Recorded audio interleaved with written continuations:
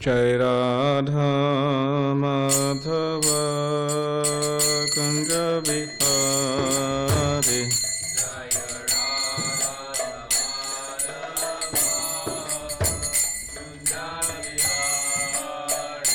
Jai Radha Madhava Kunja Bihari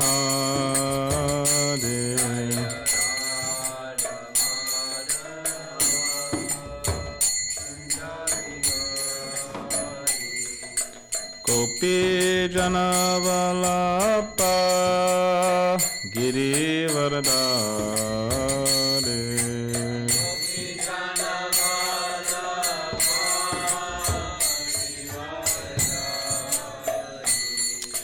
Gopi Janavalapa Girivardhare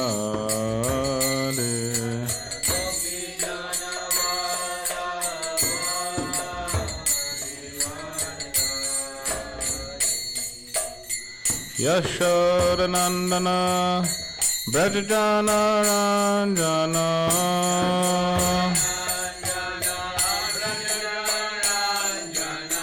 Yashodanandana Brajajana Ranjana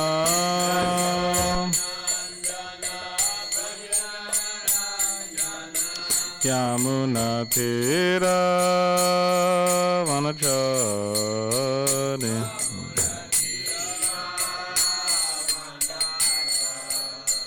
Yamuna Tira Vanachari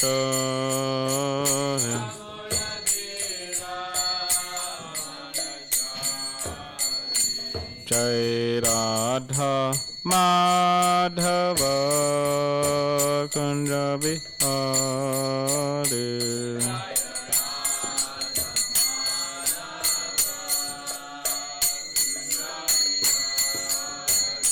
Jai Radha Madhava Kunja Bihari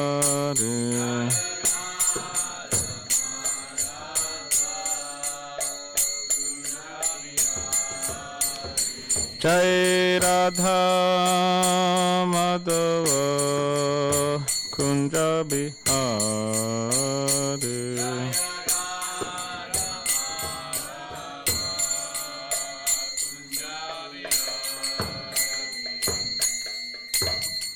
Jai Vishnupad Paramahamsa Parivrajacharya Ashtotara Shatashishwar His Divine Grace A.C. Bhaktivedanta Swami Srila Prabhupada Ki Jai Jai Om Vishnupad Paramahamsa Parivrajacharya Ashtotara Shatashishwar His Divine Grace Srila Bhakti Siddhanta Saraswati Thakur Prabhupada Ki Jai Grantaraj srimadbhagavatam Ki Jai. All glories to the simple devotees. All glories to the simple devotees. All glories to the simple devotees. All glories to the simple devotees. All glories to Shri Guru and Shri Gauranga.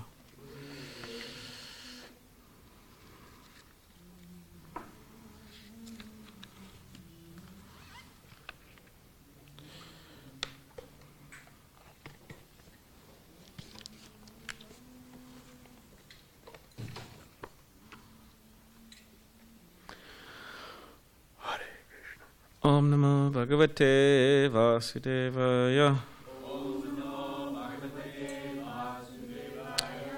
Om Namo Bhagavate Vasudevaya. Om Namo Bhagavate Vasudevaya.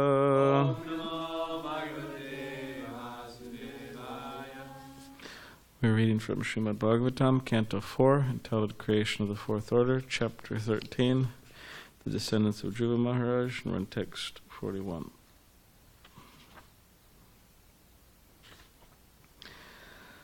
Akride kridito balan.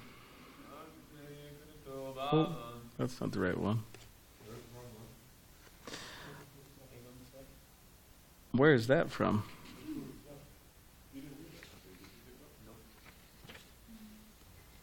That's 47? Oh, yeah. Oh. Okay. All right, well, I'm wrong this time. for once. I'm just joking. I'm wrong all the time. All right, so srimadbhagavatam, Canto 4, Child Creation of the 4th Order, Chapter 13, The Descendants of Dhruva Maharaj, and text 46. See, I'm just going off what was on the board. See that? It says 41 on the board. That's a 7? Oh, oh, that's a 7. Okay, that was a 1. Okay, so it's not 46, it's 47. Okay. We're going to get this right. Third time the charm. Evam sanirvina mananrapo grihan Nishita itaya mahodayodayat Alabdandridro nupalakshito nirbir Hitvagato vena suvam prasupnam Evam sanirvina mananirpo grihan Nishita uttaya mahodayodayat Alabdandridho nupalakshito nirbir Hitvagato vena suvam prasuptam Evam sanirvina mananripo grihan Nishit uttaya mahodayodayat Alabdandridho nupalakshito nirbir Hitvagata vena suvam prasuptam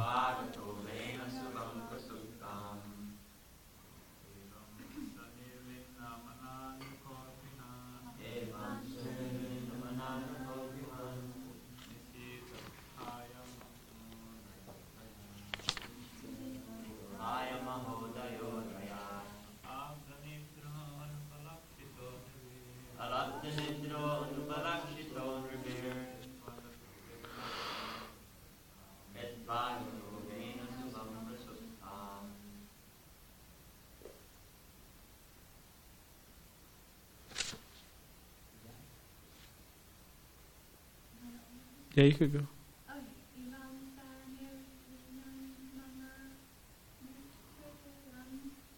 Evam sanirvina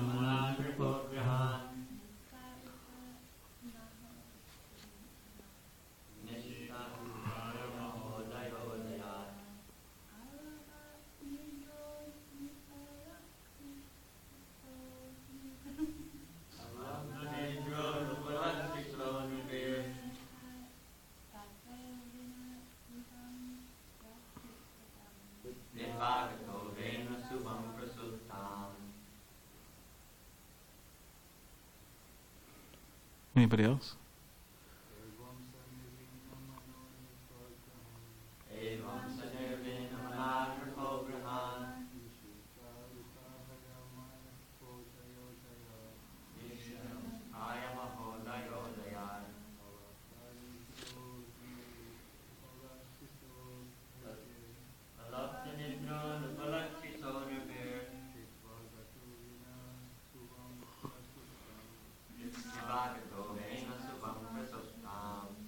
Evam, thus, saha, he, nirvinamanaha, being indifferent in mind, nripaha, King Anga, grihat, from home, shite, in the dead of night, uddaya, getting up, maha udaya udayat, opulent by the blessings of great souls.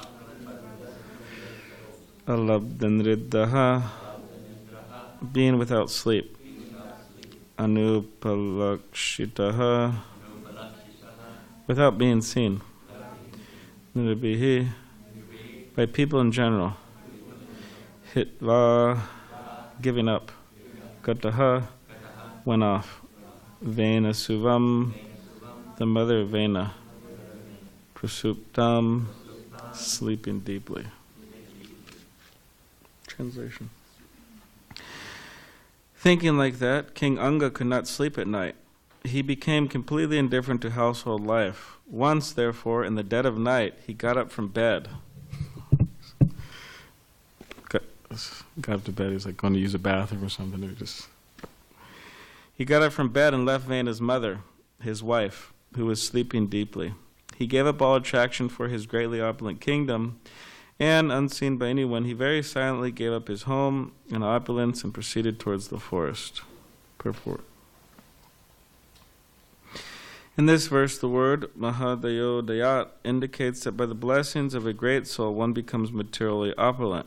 But when one gives up attachment to material wealth, that should be considered an even greater blessing from the great souls. It was not a very easy task for the king to give up his opulent kingdom and young, faithful wife. But it was certainly a great blessing of the Supreme Personality of Godhead that he could give up the attachment and go out to the forest without being seen by anyone. There are many instances of great souls leaving home in this way in the dead of night, giving up attachment for home, wife, and money. Om Jnanativadandasya Garanjana Shalakaya Chakshudram Viditambena Tasmai Shri Gurave Namaha Mukam Karidvachalam Pangam Nangayate Garim Yakripatabaham Vande Shri Gurum Diditaranam Vancha Kapdiribhishcha Kripa Sindhu Bevacha Paditanam Pavadibhyo Vaishnavibhyo Namo Namaha Shri Krishna Chaitanya Prabhu Nityananda Shri Advaita Gadadhar Shri Vasudeva Gaura Bhaktivinoda Hare Krishna Krishna Krishna Hare Hare Hare Rama Rama Rama Hare Hare. So I'll read the translation again. Thinking like that, King Anga could not sleep at night. He became completely indifferent to household life. Once, therefore, in the dead of night, he got up from bed and left Vena's mother, his wife, who was sleeping deeply. He gave up all attraction for his greatly opulent kingdom, and unseen by anyone, he very silently gave up his home and opulence and proceeded towards the forest. So King Anga, he was very disturbed, very disappointed, and just completely frustrated with his son, because his son was just demoniac. He was just completely out of control. So therefore, he tried many times to rectify his son, to correct his son, and his son just wouldn't cooperate. So he decided, after intelligently thinking it over, that, okay, I'm going to leave home. And that's exactly what he did. This is what this verse is talking about, how he left home. And he wasn't an old man. I mean, even for old men to leave home, it's not so easy. But what to speak of a young man? He was a king. He wasn't just some ordinary guy. He was a king. So he had a lot of opulence. He had so much opulence. A faithful wife, bad son, Vena. But still, as a young man, he just went to the forest, and that was it. And then he was preparing to leave this world, go back to the spiritual world. So this is quite interesting. Interesting pastime. So right now, there's probably thousands. I don't know how many people actually go to the Del Mar Fair. Does anyone know how many people go to the Del Mar Fair? Straight up here? Probably not, right? At least we'll say at least thousands. It happens on a month long, for a month, and there's thousands of SanDiegans going there to enjoy themselves. We went there a few times to distribute books. They kicked us out, but a few devotees are working up there selling things. Vaishnava and others. But if you go there, you shouldn't be surprised if you see fried Twinkies and cotton candy, and if you see a few clowns walking around, not like materialistic people. I'm talking about actual clowns, you know. If you see a few clowns walking around, you shouldn't be surprised, because after all, you went to a fair. You shouldn't be surprised. If you go to a hospital, you shouldn't be surprised when you see sick and elderly people and people with problems and so on. A lot of weird stuff happens at a hospital. Or if you go to an elderly home, what's a elderly care home, you shouldn't be surprised if you see elderly people, right, Glenn? You just came from there. You weren't taking care of any young people there, right? You're taking care of the elderly. So similarly, when we come to this world, which we all have apparently, we shouldn't be surprised when there's suffering, because that's what Krishna says. It's a place of suffering. It's a temporary place full of suffering. Dukkhalayam shashvatam, Bhagavad Gita. So King Anga, he was in a suffering condition due to his son. So similarly, we all have to go through some type of conditions within this life, whether it's our son or our daughter or our mind or our body or whatever it may be, but we shouldn't be surprised, because again, you go to Del Mar Fair and you're not surprised when you see cotton candy there, because that's just part of the program. So yeah, we shouldn't be surprised. Some people say, oh, why am I suffering? Oh, well, you're in the material world. I mean, what do you expect? If you want to enjoy, you should go to the spiritual world. Of course, we could become advanced and not really feel like we're in the material world. That's there too. But that may take some time.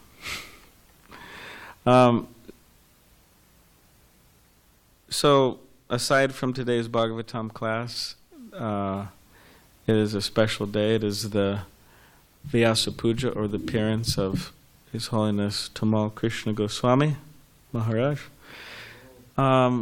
So he was, he's a disciple of Srila Prabhupada, and he joined in America, joined the Hare Krishna movement in America in San Francisco. And there's so many things that could be said about him. So I'll say some things, as much as we can within the time frame. And also I'll relate it to the verse and purport here. Some of the points that I'll mention about him will be related to the verse and purport. So he joined, and it was the hippie days. And interesting enough is that he said that he was from New York. That's where he was born, in New York. So he said that he actually saw a poster of Srila Prabhupada, and he knew that it was his spiritual master. He said, oh, this is my spiritual master. But he said he actually waited a whole year until he actually met Prabhupada after that. He could have went immediately to the New York Temple, 26 2nd Avenue, and met Prabhupada. But he said he looked at the poster, and he said Prabhupada had so much surrender, like in his face, like his whole persona was just like surrender, you know. And he felt that if he met Prabhupada, he would have to surrender to him. So he decided not to go and see Prabhupada. He actually waited a whole year. But eventually he met Prabhupada in San Francisco, and he joined the temple there, Berkeley. And Srila Prabhupada had him go to Los Angeles, because Prabhupada just opened a temple in Los Angeles. And when Prabhupada opened the temple there, he called for Tamal Krishna Goswami to come and help. And he made him a manager there. He made him a manager at the LA temple. So one day, Srila Prabhupada and him were sitting there talking about things, and they had a Bhagavatam open. They had a Bhagavatam there, the first canto. And then the first canto, if you look closely, there's a picture of Mahavishnu and all the universes emanating from him. This is like over here on the far left. So there's so many universes. So that's how Srila Prabhupada started what he was about to say to him. He said, you see this picture? He said, there's so many universes. And then he said, and we're in one of those universes right now. And in this universe, there are so many planets, and we're on one particular planet, Earth planet. And on the Earth planet, there's so many countries, and we're in one of the countries, America. And in America, there's so many states, and we're in California. And in California, there's so many cities, and we're in Los Angeles. And in Los Angeles, there's so many streets. So we're on, we're on Watseka Avenue, or La Cienega, wherever they were. And on this street, there are so many buildings. And in one of those buildings, there's a Hare Krishna temple. And in that Hare Krishna temple, there's someone named by the name of Tamal Krishna. And he's thinking himself very important. So this is an interesting way that Prabhupada was communicating with him, because he was saying that it's a, you just go back, it's a big universe, there's many, like we just said. So Prabhupada, you could say, was humbling him, and you could say putting him in his place as a disciple, but in a very clever, artistic way. Prabhupada was doing that. So we should also remember that as well, that who are we? And factually speaking, why should we immediately expect the reciprocation of Krishna? From the philosophical point of view, we've been neglecting Krishna for millions of lives. The soul has. So why immediately when we turn to Krishna, we expect Krishna to immediately reciprocate? I mean, even in this life, if you do a few wrong things to a friend, I mean, they'll most of the time just completely reject you, not want to talk with you, cancel you from their, block you on their cell phone, right? Can't call. So we shouldn't immediately expect the reciprocation of Krishna, and actually we shouldn't expect much from this world at all. In other words, we should be humble. That's what Lord Chaitanya says. Chanadapi sununi chena toradapi suhishna amanina manidena kirtaniya sadahari. So we should be tolerant. We should be humble as a blade of grass, and give all respect to others, and don't expect any respect in return. And in this way, we could actually be a devotee. We could be a devotee in this particular consciousness. So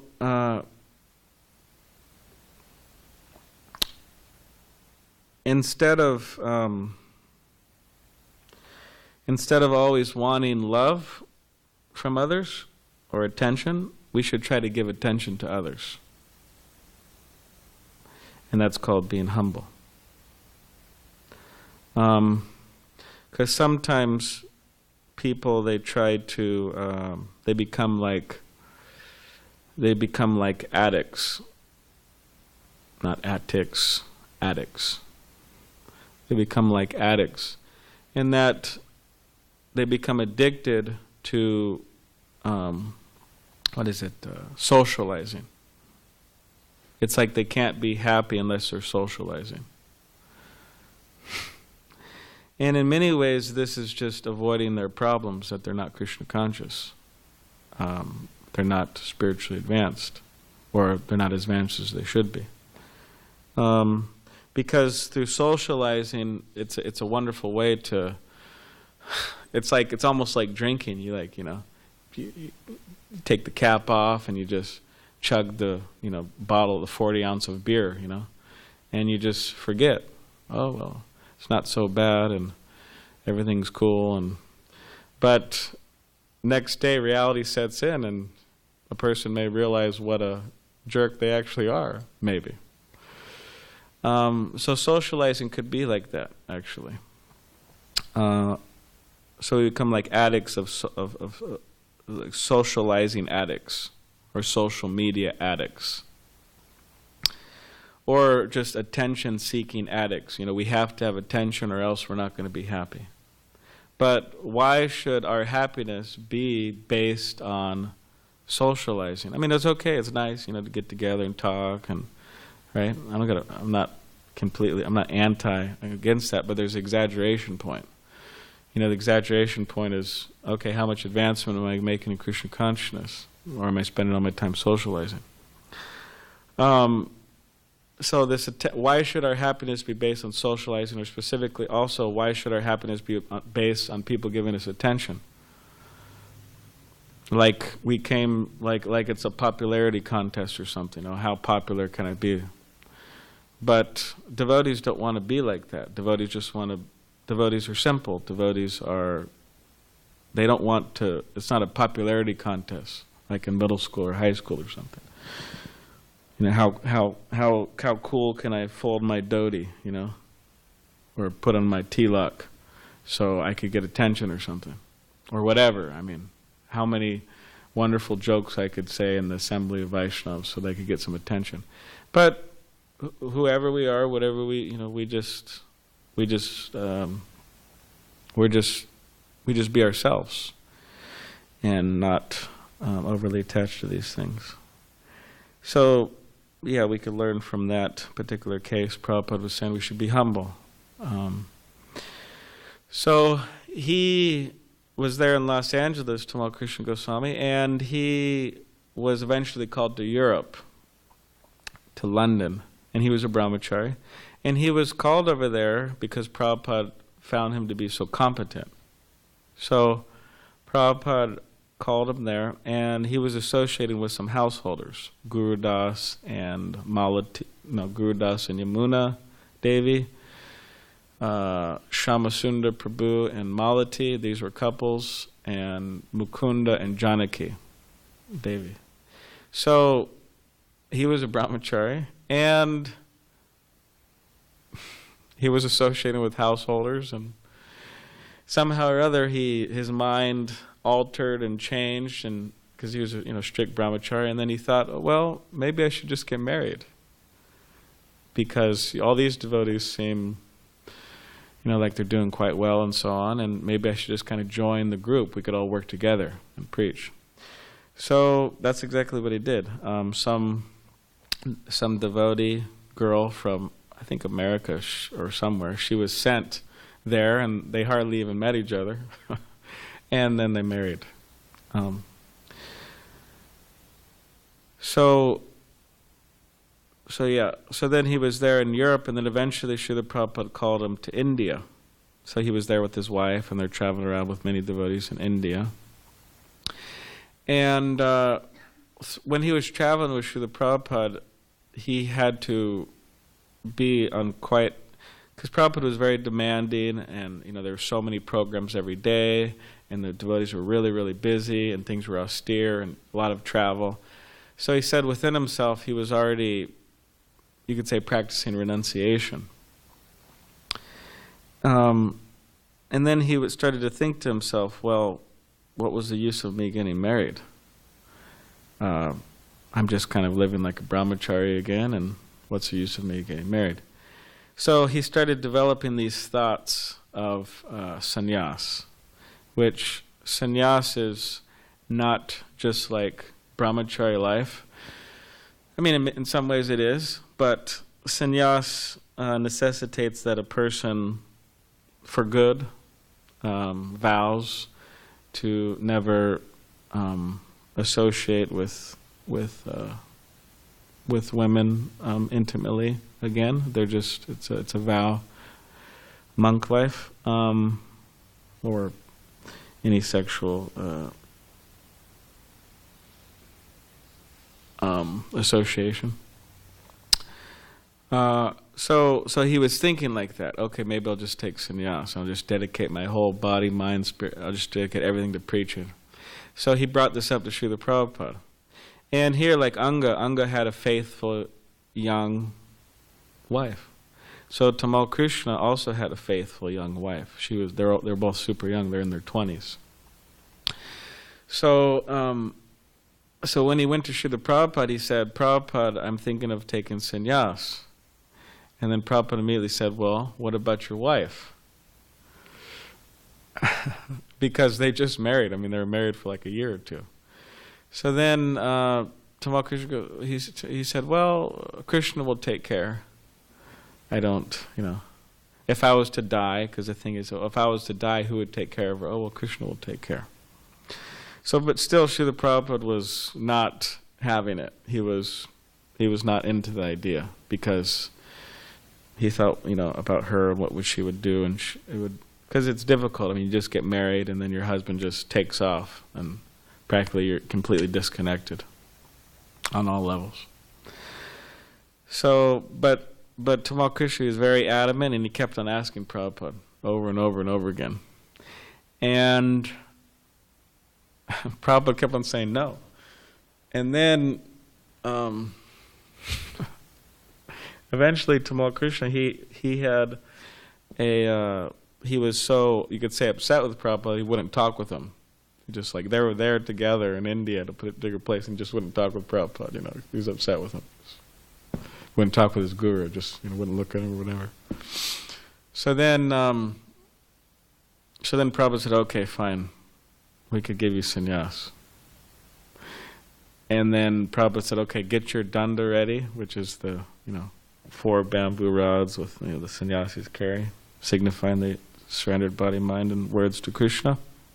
So, and get your saffron cloth dyed, or get your cloth dyed. So then Tamal Krishna says, oh, Prabhupada, I already have it ready. The danda was already ready and the cloth was already dyed. So Prabhupada said, okay. And then he gave him sannyas and gave him the name Tamal Krishna Goswami. So, and apparently he wrote later in a book that his wife, she became like a widow, and she put on white, and she remained like that throughout her life, which he was really appreciating, because it was the last thing she ever wanted. I mean, he wanted to leave, but she didn't. She wanted to stay married, but she lived like that throughout her life, which was quite impressive. So, yeah, I'll just tell like a few little, you could say, exchanges he had with some of his disciples.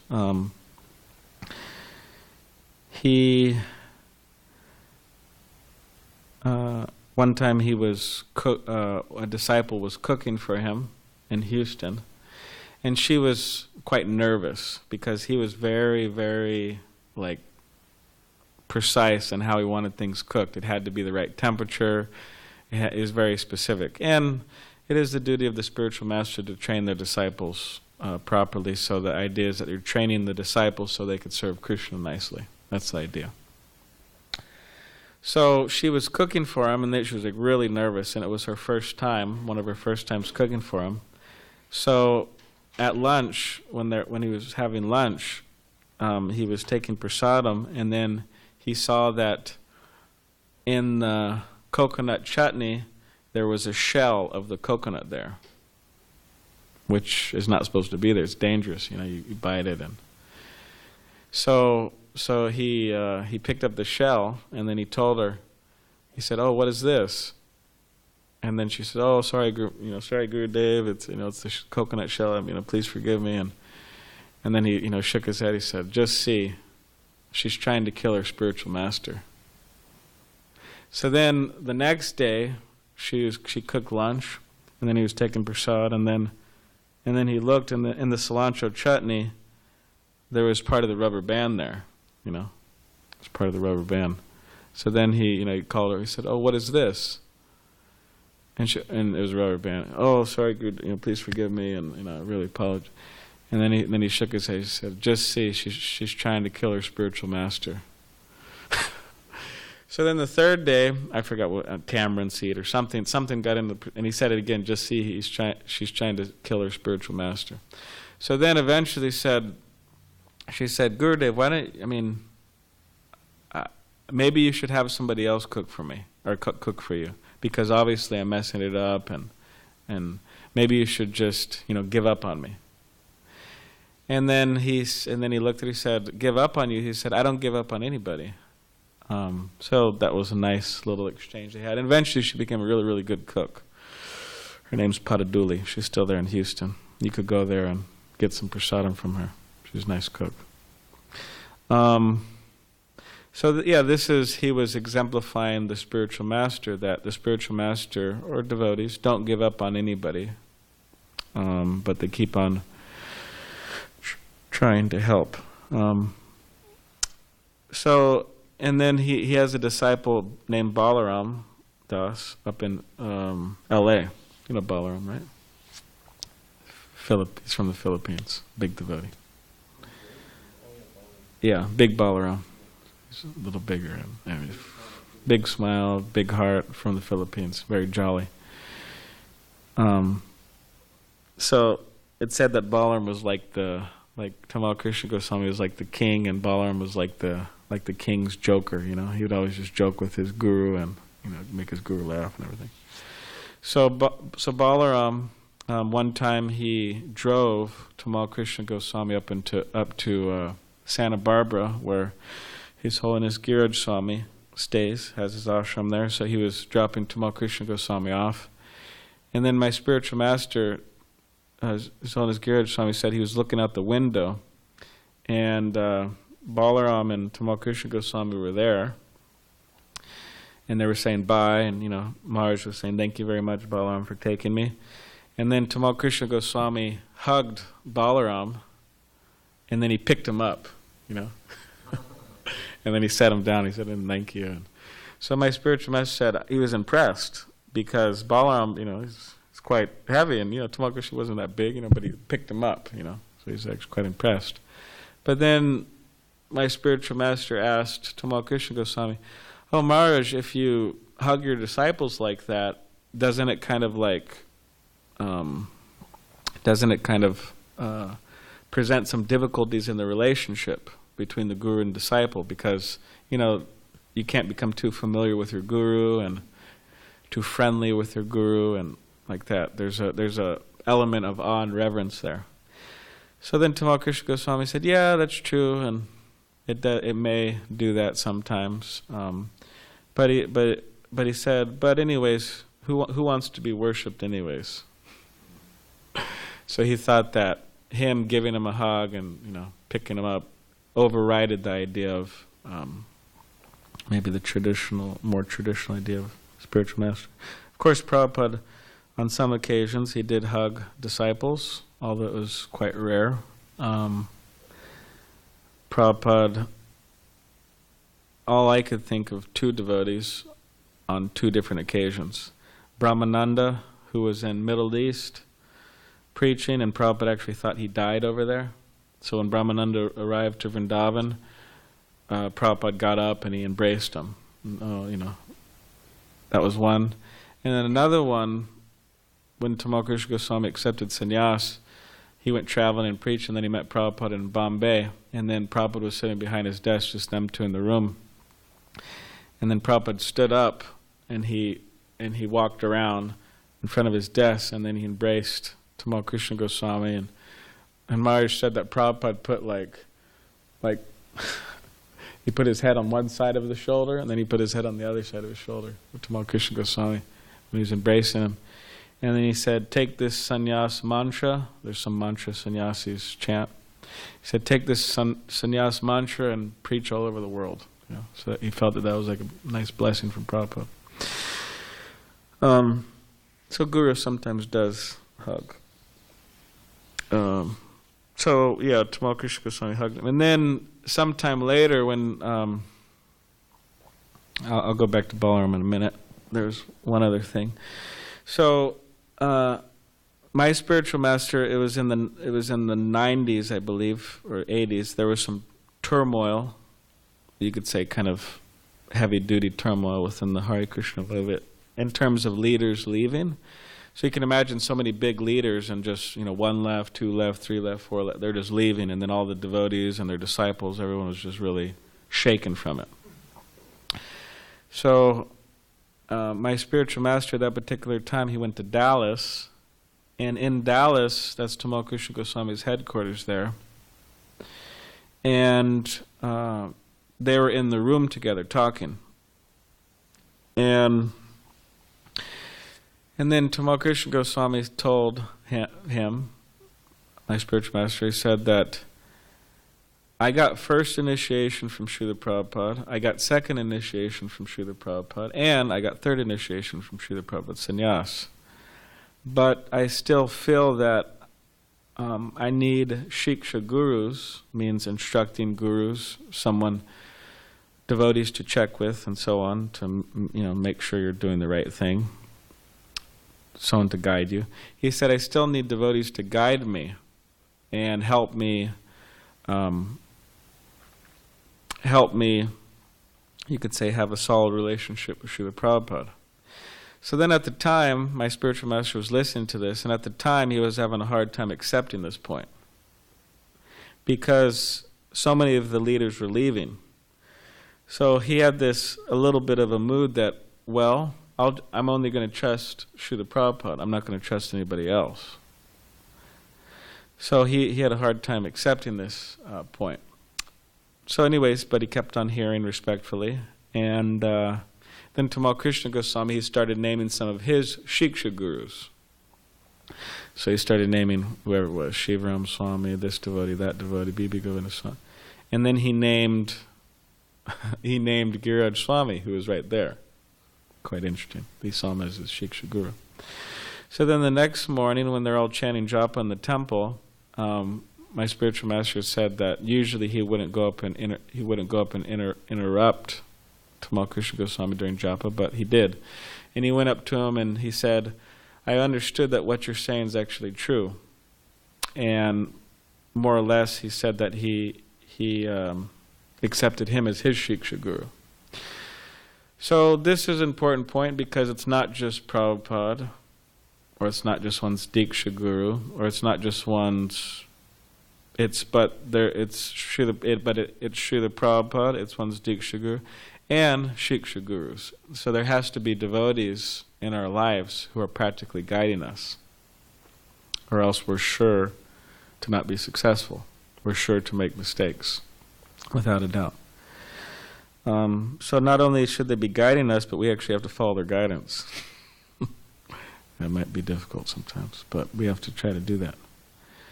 And Tamal Krishna Goswami would do that all the time. Whatever he was doing in his life, he would always get together with his godbrothers, and he would discuss with them, is this what I should be doing? Do you think Srila Prabhupada would be happy? And whatever his godbrothers would decide, he would go and do that. So whoever we are, I mean, he's a very senior personality. He was practically one of the most senior persons, means he joined super early and he was in a very leading position. Even him, he was doing that with others. What to speak of me, or what to speak of us? We should do that. So back to Balaram.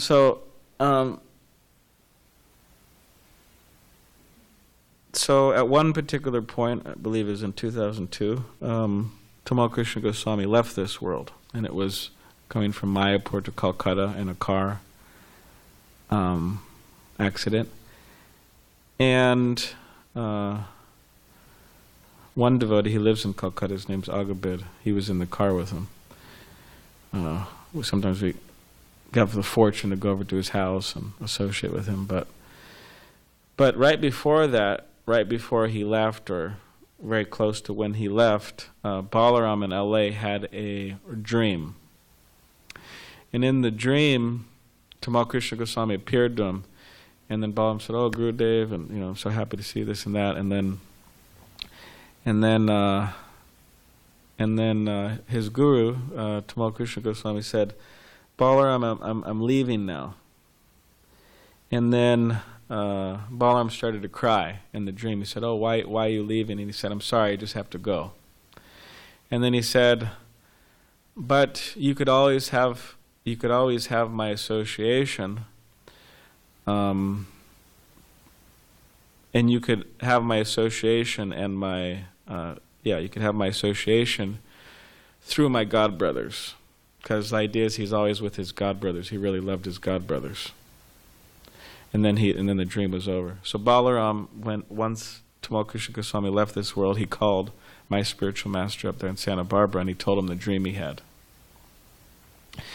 So, and then Balaram went up to Santa Barbara to associate with His Holiness Giraj Swami, who was they're very close, Tamal Krishna Goswami and His Holiness Giraj Swami. So, yeah, quite interesting. Balaram had that dream. So yeah, there's Tamal Krishna Goswami. He has many lectures, very wonderful lectures, very powerful lectures. Anybody could look them up. They're online. He's written some books. Dallas and Houston are two of the main temples he helped establish, so you could visit there. And yeah, there's a lot we could learn from him, from his books and from his lectures. Kirtans also. For devotees who distribute books, or are interested in distributing books, and or just appreciate distributing books, they don't do it. He has a very nice series of lectures on book distribution. They're very powerful. And it's a whole series, like, it's completely dedicated to book distribution. Yeah, multiple series. It's completely dedicated to book distribution. In Zurich, Switzerland, he gives seminar here or there, and it's really fired up. He could get devotees going, so you could also look into those. All right, so does anyone have any questions or comments? Yes. Oh.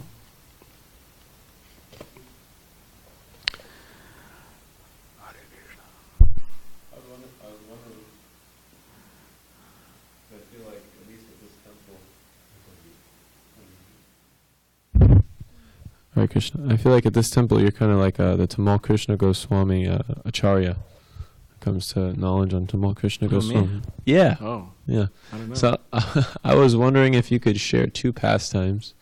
The first pastime is in regards to when he took sannyas.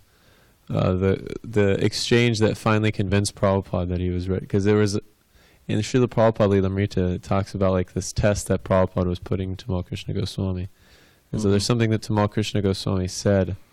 I don't remember 100%, but I'm sure you do. And then also, so there's something that Tamal Krishna Goswami said before he took sannyas that convinced Prabhupada that he was ready. And then also the pastime of when Prabhupada was getting ready to leave this world, and Lokanath Maharaj and Hamsadutta were on the side of bringing him on Parikrama of Govardhan Hill, and Tamal Krishna Goswami was in anxiety. And that exchange where Tamal Krishna Goswami kind of got like really upset with Prabhupada, but it was like a transcendental exchange between him and Prabhupada. If you could share those pastimes. I'm just trying to think of where there's more detail, because I was looking last night in Servant of the Servant, a book by him. And yeah, he really doesn't give much detail in that book about, he just says that Prabhupada tested him. And he doesn't give detail in Servant of the Servant. And then some of his other books, yeah, he also doesn't say much about that. But he does say in some of his lectures about this. There's a lecture series he has, it's called Early Days, the Early Days. So he talks all about that. And yeah, I don't exactly remember what exactly he said to encourage Prabhupada to take for him to give sannyas, but I just remember he was very adamant, and at one point Prabhupada asked other devotees, men, what do you think about him taking sannyas? And the men were all saying yes. And I remember him saying something to the degree that, yes, Krishna will take care of her. What if I was to die? Krishna would take care of her.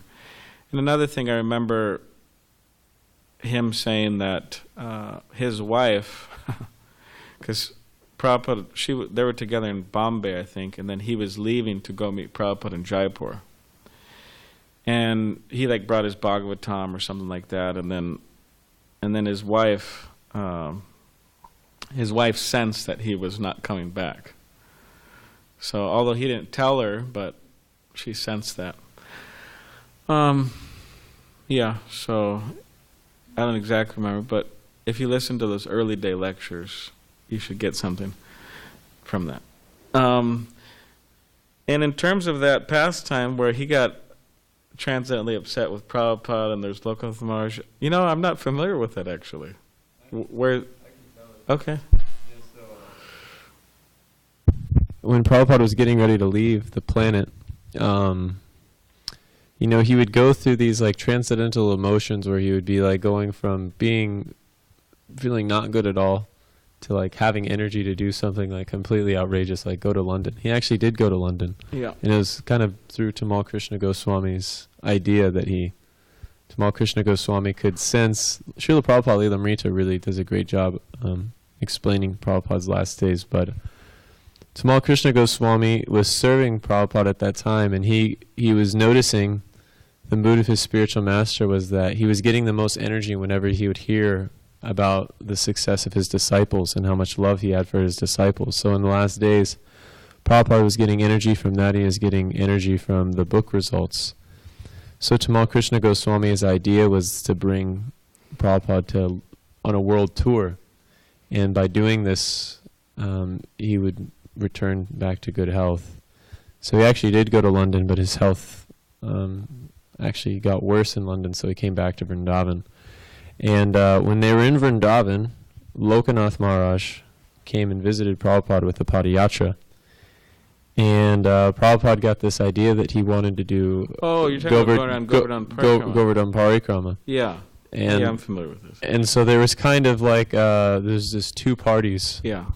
And Lokanath Maharaj, and I think it was Hamsaduta, they were of the opinion that, we should bring Prabhupada on Govardhan Parikrama. But then, like, Brahmananda and Tamal Krishna Goswami and a few others were like, no way, we can't do that. Yeah. And so they finally came to a conclusion that they weren't going to do that. And Tamal Krishna kind of, like, came into the room, and he was, like, crying. And he's like, why are you doing this to us, Prabhupada? Why are you putting us through all of this? Yeah. And he says, it's my job. Yeah. And he could understand that it was his job to increase their love for him through this exchange. Yeah, there's a whole I'm familiar with it now that you say that. He wrote a whole book about that. It's actually a drama that he wrote, and it's called Final Days with Prabhupada. And it's a whole drama because he got into drama. He wrote a few dramas, I think just two, Jagannath Priya Natakam about Lord Jagannath, and then also this Final Days with Srila Prabhupada. So that's all clearly said there. But yeah, he was crying and saying, "Oh, Prabhupada, why are you doing this to us? We don't want you to go because you might leave your body there going around Govardhan Hill. It's quite a journey, like 8 hours or something."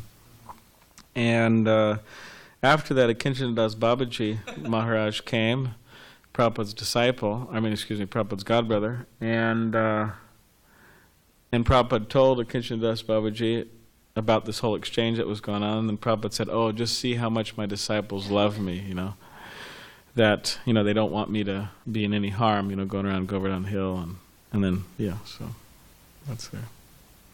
Does anyone have any last comment or question? Okay. Grantaraj Srimad Bhagavatam ki jai.